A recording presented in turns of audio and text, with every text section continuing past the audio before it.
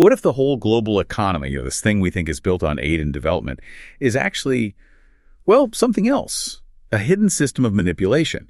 What if there are these highly paid professionals working in the shadows, pulling strings, influencing whole countries just for economic gain? Today, we're doing a deep dive into a really controversial book, John Perkins' Confessions of an Economic Hitman. And here's the thing. Perkins claims he was one of them. An EHM, he calls it. Yeah, it's a fascinating read, isn't it? He basically describes a system where money from big players like the World Bank, USAI, it doesn't really go to help the poor countries. Instead, he says it gets funneled straight into the pockets of giant corporations and, well, a handful of super wealthy families who control resources. So our mission today is to try and unpack how Perkins says this system works. We'll look at the impact he describes on specific countries and really think about what his account might reveal about global power and maybe even, our own place in it all. It's definitely food for thought. Okay, let's dig in. Perkins defines these EHMs, these economic hitmen, as highly paid professionals who cheat countries around the globe out of trillions of dollars. I mean, that sounds like a spy movie plot, right? It absolutely does, but he's insistent this was his job. And the methods he lists are pretty stark. He talks about using fraudulent financial reports, rigged elections, payoffs, extortion, sex, and murder. He argues it's an old game, really. A game as old as empire, he says, but one that's taken on new and terrifying dimensions with globalization. It's quite a claim that these old power plays just got a modern makeover. He also brings up this term, the corporatocracy. What's that about? What does Perkins mean by it? Well, he explains it's not quite a secret cabal, not a traditional conspiracy.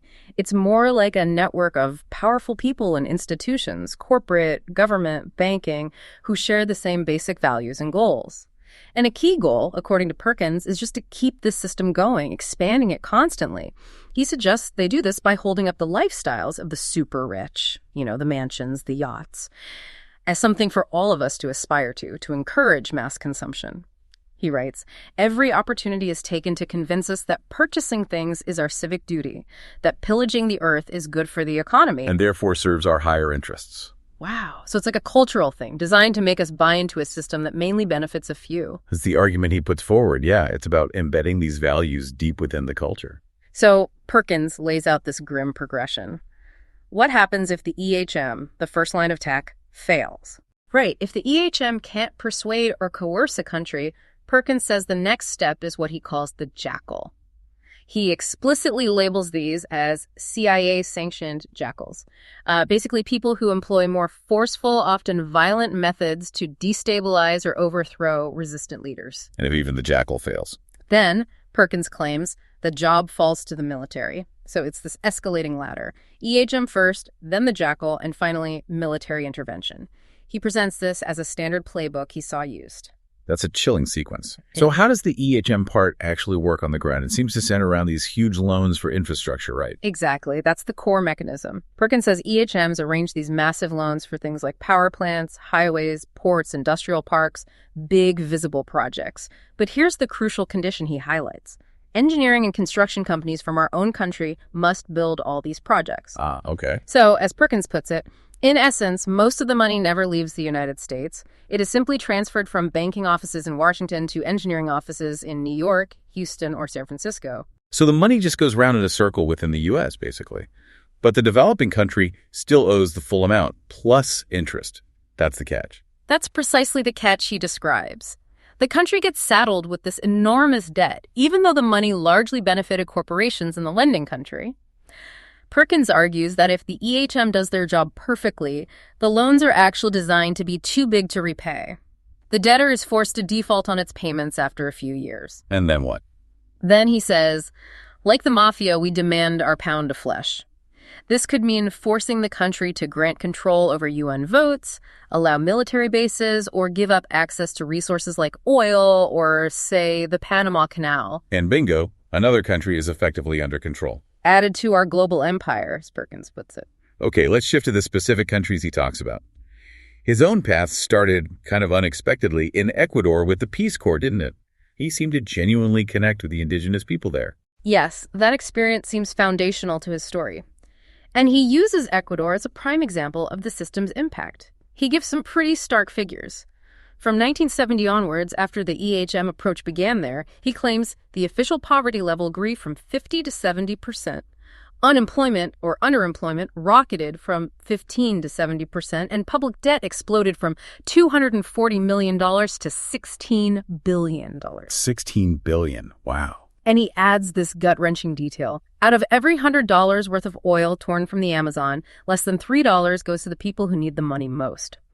It paints a picture of development in reverse, almost. And this kind of pressure, according to Perkins, led to some serious resistance, even at the very top. Absolutely.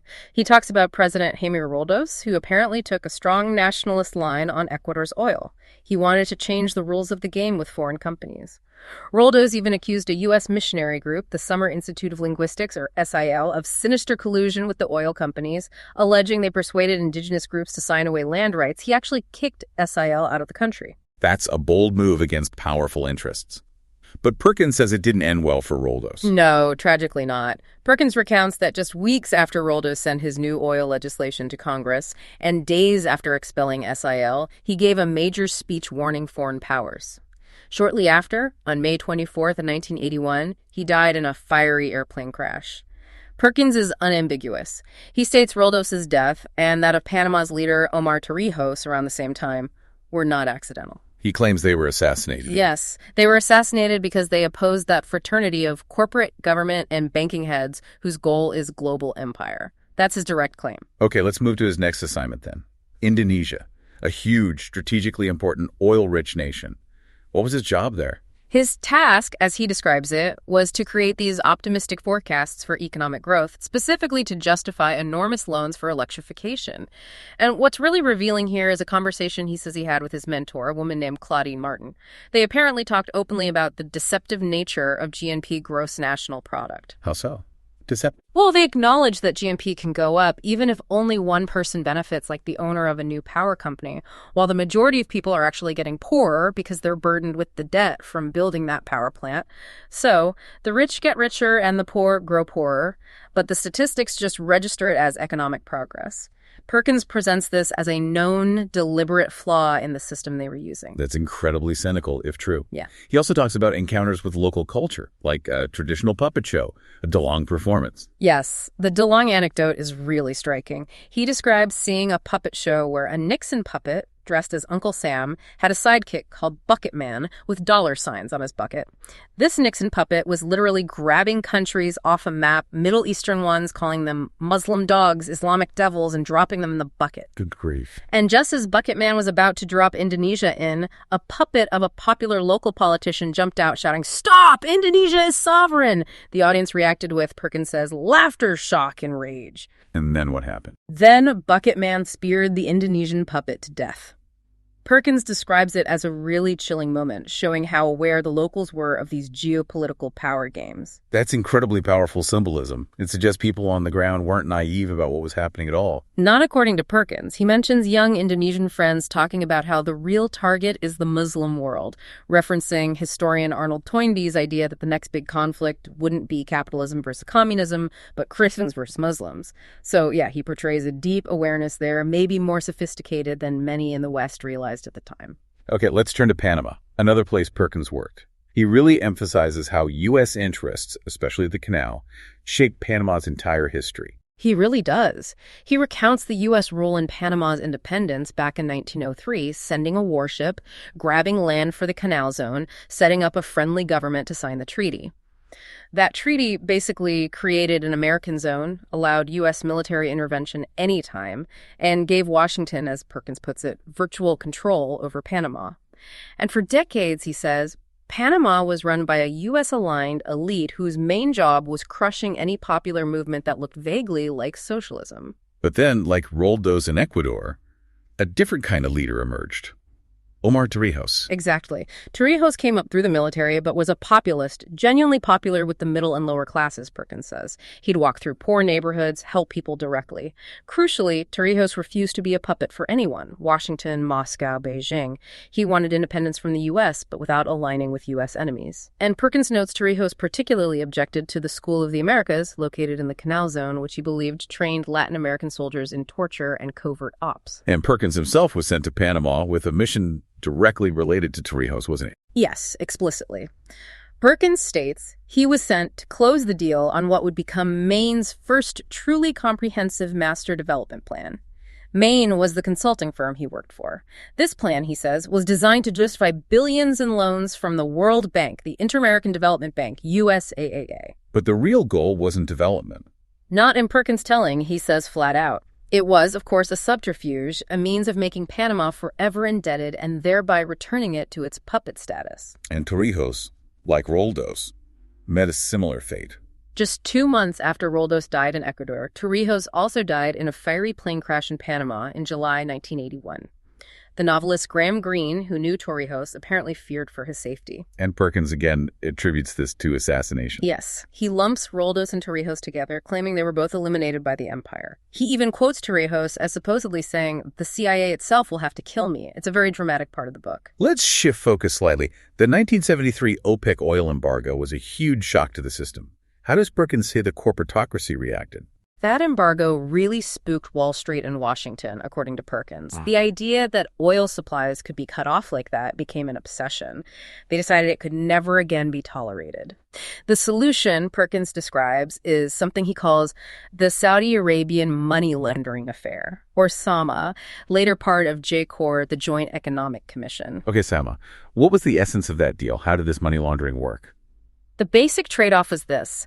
Saudi Arabia guarantees stable oil supplies and prices acceptable to the U.S. In return, the U.S. offers total and unequivocal political and military support to keep the House of Saud in power.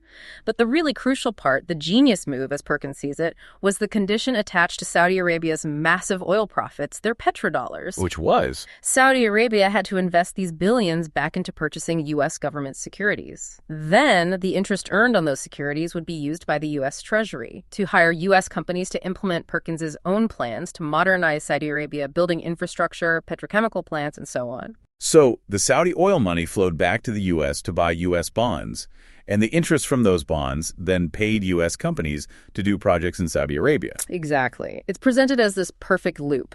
The money essentially financed U.S. debt and paid U.S. corporations, all disguised as Saudi development, funded by Saudi oil money. It's quite an arrangement. And Perkins gives examples of the kinds of modernization involved. Yeah, he talks about replacing goats wandering the streets of Riyadh with modern sanitation, building huge industrial complexes, projects that required importing vast amounts of cheap labor from places like Egypt, Pakistan, Yemen.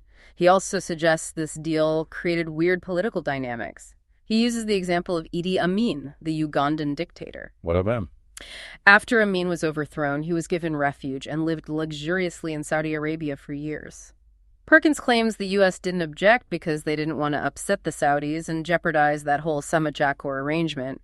It shows the kind of real politic involved. Throughout the book, Perkins really grapples with his own conscience, doesn't he? He talks about this immense guilt. Oh, absolutely.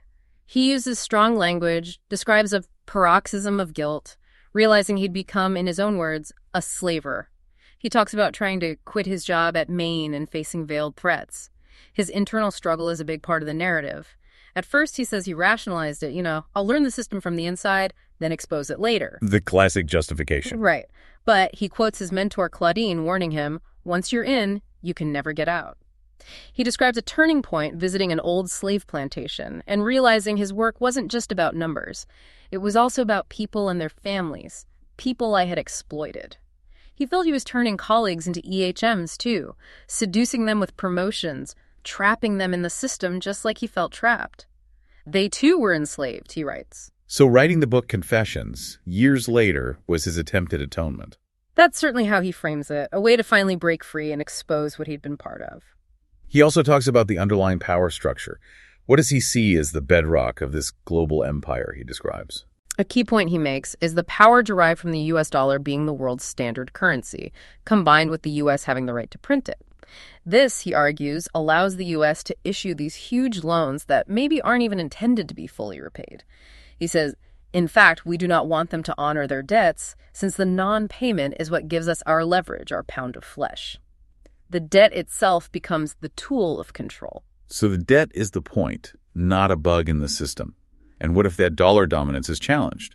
He specifically mentions the euro as a potential threat. He states pretty directly that if OPEC ever decided to price oil in euros instead of dollars, it would shake the empire to its very foundations. It underscores how tied this power is to the financial system. It paints a picture of a system that If Perkins is right, benefits a tiny minority at a huge cost to many. Yes, and he's quite philosophical about it, too. He stresses that empires never last. They destroy cultures as they expand, he says, but ultimately, they collapse. No country or combination of countries can thrive in the long term by exploiting others. He even points out a paradox. Often, the wealthiest societies have the highest rates of things like suicide and drug abuse. He connects it back to basic history. Suppliers who are exploited long enough will rebel, making a direct link to the American Revolution. So after diving into Perkins' account, this complex and disturbing picture he paints, what does it all mean for you listening right now? Well, the book is his confession, yes, but it's also clearly meant as a wake-up call. Perkins calls for a revolution in our approach to education, urging us to teach ourselves and our children to think, to question, and to dare to act. He often brings up a saying from the Shiar people in Ecuador: "The world is as you dream it." His warning is that our current collective dream, for many, has turned into a nightmare. And he throws down a challenge, really. He asks each of us to make our own confession, to look at how maybe we've gone along with things, been complicit, perhaps unknowingly, in systems that are unbalanced, and then to ask ourselves what we'll do to help create a world where, as he puts it, quoting the U.S. founders, our children and all children everywhere are able to fulfill the dream of life, liberty, and the pursuit of happiness. Quote. It leaves you thinking. If these subtle economic mechanisms Perkins describes have had such a profound impact, shaping nations and lives, what other forces, maybe just as hidden, are shaping our world right now? Our economies, our politics, even what we desire. And maybe the biggest question Perkins leaves us with is, what kind of world are we all of us collectively dreaming into existence for the future? Something to think about.